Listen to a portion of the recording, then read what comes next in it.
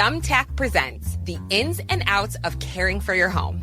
Out. Indecision. Overthinking. Second-guessing every choice you make. In. Plans and guides that make it easy to get home projects done. Out. Beige on beige on beige. In. Knowing what to do, when to do it, and who to hire.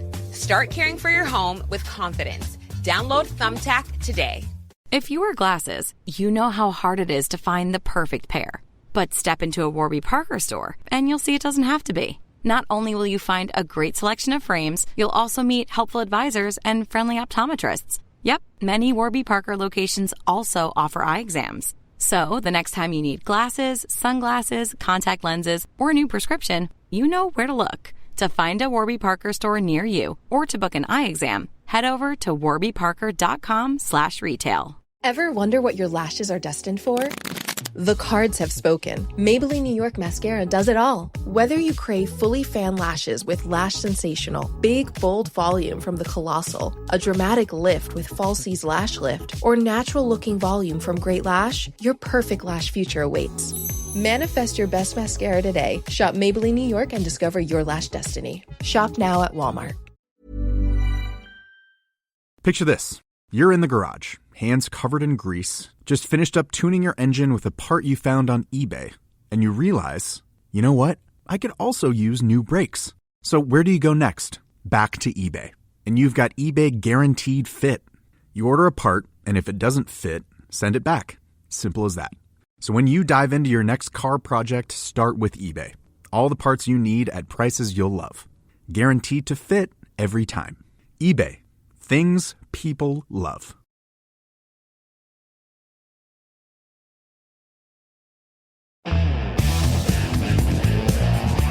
This is the Daily Tech News for Wednesday, April 16th, 2025. We tell you what you need to know. We follow up on the context. We help each other understand. Today, Tanner Goodman tells us about AI use in nuclear plants and more from your emails. I'm Tom Merritt. I'm Jenn Cutter. Let's start with what you need to know with the big story. The news is that the CVE program will continue to be funded, which may not sound like news to you unless you heard that it wasn't going to be funded. And, or if you don't know what CVE is. So let's start right there. CVE stands for the Common Vulnerabilities and Exposures System. That's what the CVE is for. But the important part to remember is it provides a standardized way to refer to security vulnerabilities so that everybody knows which ones we're talking about. If you follow security, you're probably familiar with the CVE number. I talked about this on the morning stream. You know, you'll hear different names for the same vulnerability. Like one group calls it the devil's blood virus, and the other group calls it the angry bear virus, but it's the same one. And you can tell that because there's one CVE number. Sometimes you'll have multiple CVE numbers for one group of attacks because they could be patched separately, that sort of thing. It's important. CVE database is maintained by the U.S. National Cybersecurity Federally Funded Research and Development Center. In the world of government acronyms, that is shortened to an FFRDC. There are many FFRDCs. This is the one that maintains the CVE database. And that center, that FFRDC, is operated by a nonprofit company called the MITRE Corporation. The MITRE Corporation operates lots of FFRDCs for the government across multiple industries, healthcare, aviation, and of course, in this case, cybersecurity. And the CVE's been around for a long time. It has been in operation since 1999. So it threw a lot of people on Tuesday when MITRE Vice President Yosri Barsoum sent a note to the CVE board members that the contract for funding from the U.S. government to maintain the CVE would expire on Wednesday, April 16th.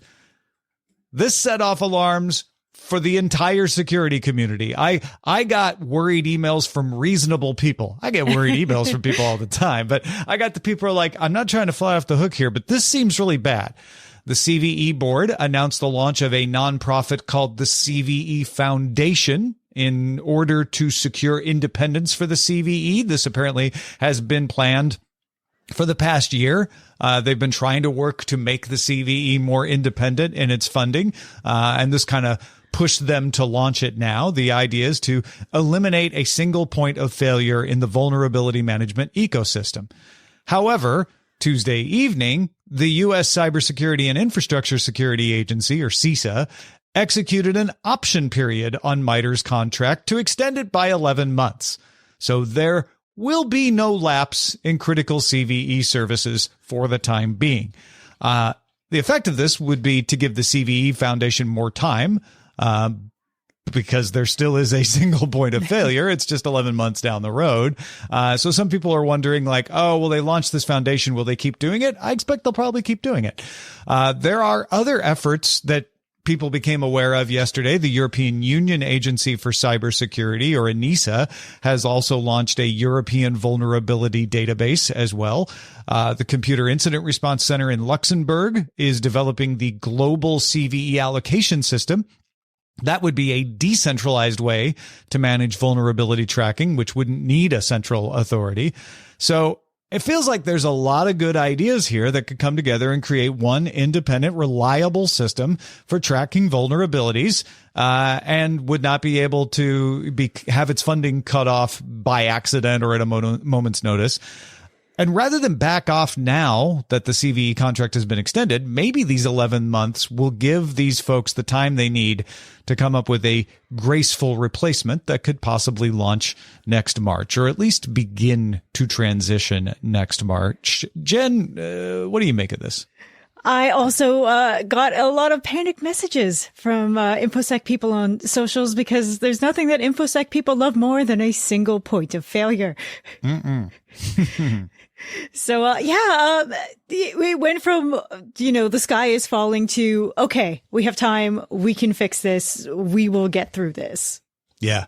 One of the first emails I got from someone who I don't think they'd mind me naming them, but because this is all blown past, I just won't bother. But they were like, I think this is real. This is before it was confirmed that the note had been sent, because it was Krebs who was reporting it. And if it's real, it's really bad. And I don't want to overreact, but this isn't, this could cause a lot of problems, et cetera, et cetera, et cetera. And then by the time I got up this morning, the funding had been announced, and I sent a reply to that email and was like, what a difference 24 hours can make, these days in so many ways. But my interpretation of this, I don't know about you, Jen, is that this wasn't planned. I think it would be reasonable for you to look at this and say, this is one of those things the U.S. government is doing right now to see if there are alternative ways of funding things that can cut the budget, right? Because it did have that effect. As soon as people thought the funding was going away, a bunch of people stepped in to say, well, maybe we could do it this way, maybe we could do it that way. If that had been the plan, I would have expected this to be stretched out for a few more days before the extension was made. Instead, CISA stepped in and said, oh, crap. Okay, we don't have a new contract for you, but we can use an option to extend the current one by 11 months.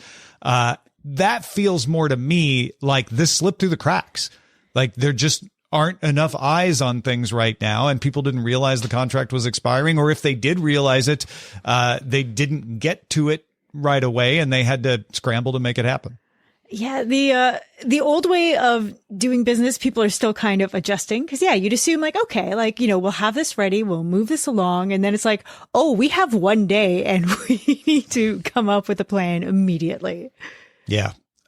So I wonder why that note took the CVE board by surprise, or did it? Maybe it didn't. Maybe they knew this was coming and they were like, okay, that's why we're ready to launch the CVE Foundation, because they had that at the ready to launch. A lot of things unknown, but I think it's safe to say, from my perspective, this is not the way I would like critical systems to be managed. And it reminds me of, I don't know if you remember a while back, there was some dispute over the U.S. funding of domain name registration databases. And this kind of reminds me of that, except in reverse. Back then, it was pressure to get the U.S. to not fund it and provide a more multilateral, multi-stakeholder way of funding it. This feels like it could have the effect of making that happen, perhaps even by accident. DTNS is made possible by you, the listener, thanks to D. Laser, Brad, Kevin Morgan, and R. Chad Burrell. This podcast is brought to you by Ecovacs, the global leader in robotic vacuum and mop innovation. Say goodbye to dirty mop water and grimy floors. The all-new Osmo Roller Mop in the D-Bot X8 Pro Omni features breakthrough technology that continuously washes itself as it mops. That means no cross-contamination of filth and bacteria, just impeccably clean floors on a roll. Why settle for spreading dirt around when you can have a mop that truly cleans? Ready to experience the future of floor cleaning? Learn more at ecovacsx8.com/roller. That's ecovacsx8.com/roller. Picture this. You're in the garage, hands covered in grease, just finished up tuning your engine with a part you found on eBay, and you realize, you know what? I could also use new brakes. So where do you go next? Back to eBay. You can find anything there. It's unreal. Wipers, headlights, even cold air intakes. It's all there. And you've got eBay Guaranteed Fit. You order a part, and if it doesn't fit, send it back. Simple as that. Look, DIY fixes can be major. Doesn't matter if it's just maintenance or a major mod. You got it, especially when things are guaranteed to fit. So when you dive into your next car project, start with eBay. All the parts you need at prices you'll love. Guaranteed to fit every time. eBay. Things people love.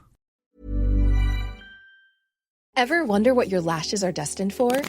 The cards have spoken. Maybelline New York Mascara does it all. Whether you crave fully fan lashes with Lash Sensational, big, bold volume from the Colossal, a dramatic lift with Falsies Lash Lift, or natural-looking volume from Great Lash, your perfect lash future awaits. Manifest your best mascara today. Shop Maybelline New York and discover your lash destiny. Shop now at Walmart. What makes a great pair of glasses? At Warby Parker, it's all the invisible extras without the extra cost. Their designer quality frames start at $95, including prescription lenses, plus scratch-resistant, smudge-resistant, and anti-reflective coatings, and UV protection, and free adjustments for life. To find your next pair of glasses, sunglasses, or contact lenses, or to find the Warby Parker store nearest you, head over to warbyparker.com. That's warbyparker.com. This episode is brought to you by Progressive Insurance. Do you ever think about switching insurance companies to see if you could save some cash? Progressive makes it easy to see if you could save when you bundle your home and auto policies. Try it at Progressive.com. Progressive Casualty Insurance Company and Affiliates. Potential savings will vary. Not available in all states. There's lots going on today, so let's get right to the briefs. Let's check in on what, if anything, we learned during the ongoing antitrust case of the U.S. versus Meta. This first bit is not from the courtroom, but the Wall Street Journal sources say Meta CEO Mark Zuckerberg attempted to settle the case out of court, but was unable to agree with the U.S. on the amount. Zuckerberg offered to pay as much as $1 billion, but the FTC said it wouldn't settle for anything less than an $18 billion fine and a consent decree. For comparison, Meta paid a $5 billion fine to the FTC in 2019 over alleged privacy violations. In the trial itself, Zuckerberg said that Meta considered spinning off Instagram into a separate company back in 2018 in order to get ahead of being broken up by the government. He didn't want growth of Instagram at the expense of Facebook if the company would end up losing Instagram. Yeah, so this is Zuckerberg trying to show that holding Instagram was far from creating a monopoly position, but was something that even had, negative consequences. We were stealing ads from Facebook to put them on Instagram and force it to grow. And then we were looking at the regulatory climate and saying, well, we could be siphoning things away from Facebook to grow Instagram only to lose it. And, blah, blah, blah, blah, blah, blah, blah. So, that's sort of interesting. I'm not sure how relevant it'll be in the end. It's hard to tell. The Wall Street Journal story, though, tells me that's why we had the story earlier in the week that the FTC chair Ferguson was in the president's office saying, don't come to an agreement, because $1 billion, $18 billion, we previously paid $5 billion. We just need to meet in the middle, right? Seems to be where that would have been going. And I could see, like an $8 billion fine and a consent decree being something they would agree on. And it seems like Ferguson was like, no, let's not let them off. Let's push them all the way to the trial. Even if we can't win it, we'll get a bigger number out of it. Yeah, I think we're going to hear more about the consent decree because companies really don't like that kind of oversight. No, they do not. After several rounds of restrictions on what Nvidia can sell to China over the last few years, Nvidia developed something called the H20 chip. A lot of you are probably familiar with this. It is a slower interconnection and bandwidth chip, but still useful for AI. So it's equivalent to the Hopper chips, but just, a little kneecapped, so it's not too good. And Nvidia created it specifically to be able to sell chips to Chinese companies that didn't violate U.S. restrictions. DeepSeek was developed on machines using H20 chips, for example. However, according to Nvidia's U.S. SEC filing Tuesday, last week, on April 9th, so Nvidia's known about this for a while, the U.S. told Nvidia it would need a license to export its H20 GPUs to China. We talked on this show that it looked like they wouldn't need a license for that. Well, it turns out, yes, they do. And a license is not likely to be given to them, just in case you're wondering. When they put a license commitment in these kind of cases, it's to make sure that the chips won't be sold. The filing indicates that Nvidia believes it'll take a charge of about $5.5 billion because of this. That's as a result of various costs, lost sales, of course, but also broken contracts. If they had agreed to deliver H20s and now they can't, there are sometimes fees that they have to pay. There's inventory costs for H20s that are now sitting in warehouses that won't be moved, etc. AMD also faces the same kind of expenses, as it too is going to be prevented from exporting many of its chips to China. AMD estimates in its own SEC filing that it will cost them $800 million. Nvidia sells a lot more chips to China than it does. I think it's its fourth largest market behind Singapore, Indonesia, and the U.S. Meanwhile, Huawei launched its Cloud Matrix 384 chip domestically in China. That's comparable to Nvidia's GB200, which is a bigger cluster that uses Blackwell chips. Blackwell are more recent and newer chips than Hopper, and Nvidia can't sell Blackwell chips to China. So this is China's domestic replacement. Cloud Matrix uses Huawei's Ascend chip, which is made by TSMC, but it could be made by China's SMIC if it had to. Each Ascend chip has a third of the performance of a Blackwell, but scales better. So you can use 5 times as many of them as you can Blackwell chips, and that allows them in this Cloud Matrix 384 to double the compute of NVIDIA's GB200. That also means almost 4 times as much power use, but that's not a limiting factor in China anyway. And in one last related tidbit on the chip stuff, uncertainty over tariffs and potential orders mean that ASML, which is a Dutch company that makes the equipment companies use to make chips, is reporting weaker than expected orders for its equipment in Q1. So we're already seeing a drop in orders for chip making equipment because of all of this. Yeah, I don't often want to say I feel bad for giant corporations, but this is a tough era to do business in with constantly shifting parts. It's very hard to plan ahead. And these are some big numbers to eat currently. And we also don't know if minds will change in a week, a month, 6 months from now. Yeah, NVIDIA could be growing a lot more and therefore expanding a lot more and developing a lot more. Losing $5.5 billion is going to slow it down. Won't stop it, but it'll slow it down. I'm more concerned about ASML because when you aren't selling chip making equipment, that means down the road, fewer chips are being made, which is going to reduce the market and slow the market and slow development. That is a more significant canary in this particular coal mine, in my opinion. Yeah. If the Americans start picking up some orders for their own domestic chip production, that's one thing, but that's not going to be a quick thing. That is a massive investment over time, continuing stuff promised from the previous government. Yeah. And when you're not buying from ASML, you're not buying because you don't think you're going to be making as many chips no matter where you are in the world, right? Mm-hmm. The damaged undersea cable that links data between Finland and Estonia will return to commercial use on July 15th, according to Finland's Fingrid. Repair work on the S-Link 2 will begin in May. The Verge's Tom Warren says sources tell him that Microsoft has begun internal testing of Copilot for gaming in the Xbox mobile app, not on the Xbox itself. Microsoft announced the project last month. It will act as an assistant eventually while you play a game. So it can give you tips, manage downloads and launches, all of that. The version being tested right now can show you your achievements. You could just say, show me my achievements, and it will. It can recommend games based on your play history. It can give you tips on completing games, but it's not doing that like live while you're playing thing. And it can download and install games on the console. Yeah, I did kind of giggle a bit when they're like, oh, you know, like in the future, it can give you tips for when it sees what you're doing again in the future, give you tips for like Minecraft and Overwatch. And I'm like, okay, I can see it in Minecraft because then, you know, like the AI will be able to just like see what your resources are and like help you decide like, okay, like here's the thing you need to build next. Makes sense. Overwatch too. If you're playing a stacked team, what's it going to say? Is, you know, like, well, good luck with that. Run. No, I don't know. Hide, run, go in. OpenAI added an image library to ChatGPT that lets you see all of the images you have generated. You can also generate new images from within the library view. It's rolling out now to all users, paid or not. When you get it, you'll see library listed below Explore GPTs in the left side nav. I think this is related to that report that OpenAI might be creating an image-based social network. If you've got a library of images, they might just want to make an easy way for you to share those images with other users. So that seems to add some credence to that report. Kia showed off its 2026 EV4 sedan at the New York International Auto Show. This is Kia's first global electric sedan. It's already on sale in South Korea. It's coming to Europe by the end of the year. And U.S. availability is planned for either Q4 this year or Q1 2026 at the latest.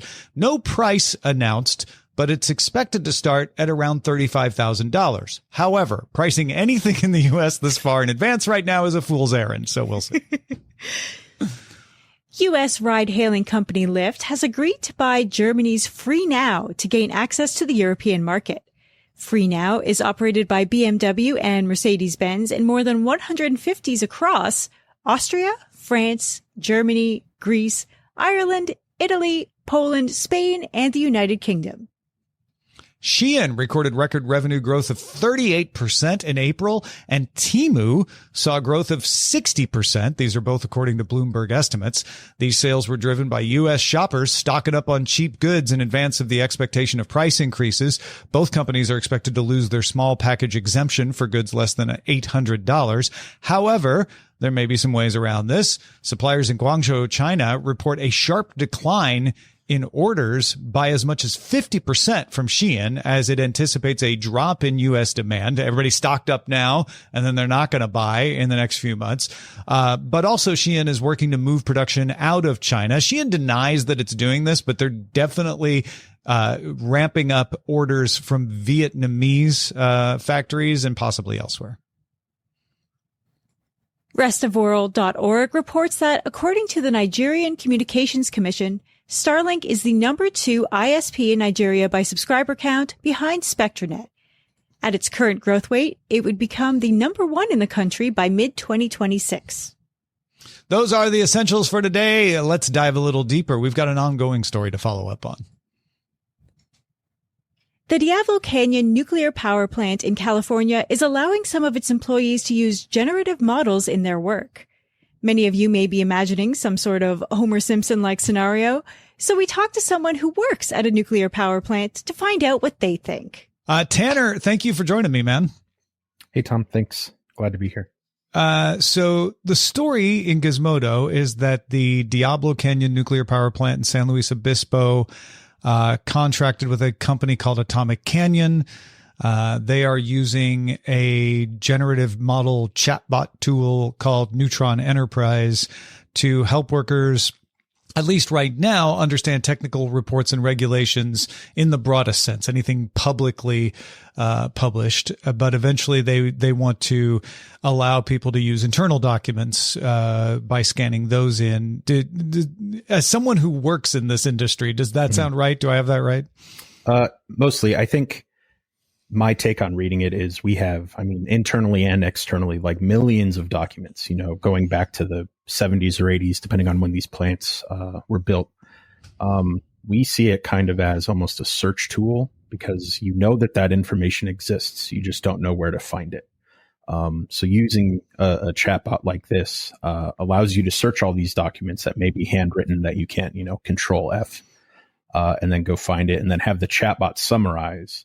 But I think what's cool about what they're doing, it's not just like ChatGPT that summarizes, it also gives you the document and says, this is where I pulled it from, which is where we would go to actually reference. Yeah, so I think that is one of the things that I find key about it too. They installed Nvidia H100s in the power plant. They have trained this specifically on nuclear terminology to be good at nuclear terminology. And it's a narrow tool meant for that. It's not an all-purpose tool. Like you said, you're not just going out to ChatGPT and asking it what it thinks. Tell us a little bit about what you do, and then a little bit about how it would relate if you had access to something like this. Yeah, so I'm a shift technical advisor. So I'm the oversight engineer in the control room. And I just provide technical backup to the crews that are actually operating the plant. And if there was an emergency, I'm there to serve in that capacity to help them out just from a technical aspect. So a tool like this would be insanely useful for me. I also evaluate, because a lot of these components run 24/7, 365 and stuff breaks. So a bolt may come loose and I need to know what this one bolt does in this one component. So currently I go and I try and find a document that I think may relate to this bolt. And it may take 6, 7, 8 hours to find the correct document. And this happens, quite frequently where we're trying to just search stuff and we take a ton of time just looking for that. So a tool like this, if I could say, hey, this is the component, this is the kind of bolt, and just using natural language, ask the question that I'm looking for and then have it provide me relevant documentation to then reference. It would save so much time. So when you say you're taking 6 hours to search, is that in a database already? You're not searching through physical documents, are you? Sometimes it can be physical documents, but most of the time we have numerous databases that we can look through and have all of our internal documentation that we look at. And then the Nuclear Regulatory Commission, the NRC, they also have something like 56 million documents that are publicly available for regulation that we can go reference, which again, trying to find a needle in a haystack sometimes with that. But we have our own internal databases. So I think the first concern, I think a lot of people would immediately understand, like, okay, 56 million, even if you know what you're doing and you're familiar, that's a lot to wrap your head around. It's going to take a while to find stuff. Maybe this can speed stuff up, but could it give you wrong information? If it's summarizing something and it happens to, even though it's trained specifically on nuclear terminology, it happens to summarize something in the wrong way, could that end up with you passing along the wrong advice? It could. But I think that's when we go through extensive training. And it's kind of easy to tell if you read something, you say, this doesn't seem right. The nuclear industry in general is very cautious. We always fail conservatively. So if something doesn't seem right, we reach out to other people and ask for help. Say, hey, what do you think about this? But I think as opposed to relying on the summary, you can use the summary that it may provide of said document and say, okay, this sounds right, but now I'm going to go look at the actual reference material that it looked at and then base my judgment off of the actual source material. Yeah. And that is one of the things that made me feel better about this, reading this story, is that it provides references to the materials. It's summarizing them so you understand which ones it's talking about, but it clearly lets you go right to the source material to double check yourself, which is good. Right. The other big objection that I keep seeing is people saying, okay, this is fine as it is, but where does it stop? Once you get those Nvidia chips in there and you get people used to using this search functionality, they'll want to use it for other things. How do you feel about that objection? I think this is me speaking personally and just what I've seen. But like I said, the nuclear industry is very cautious. It takes a long time to implement anything. We use, tried and true analog stuff for the most of the time. So implementing something like this, I personally don't foresee AI being used for like anytime soon anyway, for, actually controlling the plant. I think you need a human's intuition almost and the training that we have, because there's very small nuances to things that happen that I think needs the human touch. But I do think that the concerns are valid. It does need to stop somewhere. And there's no clear guidance of what that somewhere is. I know the NRC a couple years ago was looking at AI and then kind of stopped looking at AI and how to regulate it. Just politically speaking, that's what their objective was. But there's valid concerns of where it stops. I think the way that they're currently using it, though, is valid and actually extremely useful. But if someone were to come to your workplace and say, hey, we're going to implement this, would you feel threatened? It sounds like your role is a little bit to be the person who double checks things. Would you be threatened at all? I know it would speed up your job, but would it mean that like maybe they need fewer of your job? No, I don't think so. The way a plant, I don't want to go into like the nitty gritty details, Sure. but the way that we operate, we legally have to have so many people on site in the control room. And my position is one of the legally required. In the future, would it cut down on people? I don't think so. Because again, you need to have, my role in an emergency situation requires a physical human being. I think offloading a lot of this research stuff could free me up to go and physically oversee the people performing actions. So in a sense, it would be safer because I'm not spending time on a computer looking for documents, and instead I can be out there performing an oversight function. Yeah. So I wouldn't feel threatened. No, I don't want to put words in your mouth, but it sounds to me like you feel like this is a good tool that could actually improve safety, but you share those concerns of, if we use it for anything else, we better be very careful about what else we use it for. Right. And just vet it out, test it, make sure that, you just have to draw a line in the sand. And right now, I think my biggest concern is that we're relying on the utility. So like PG&E, for instance, to draw that line, as opposed to the NRC drawing the line, who usually feels more conservative. So that would be my only, I do hope some regulation comes out to say, hey, some here kind of are your guidelines. guidelines. Yeah.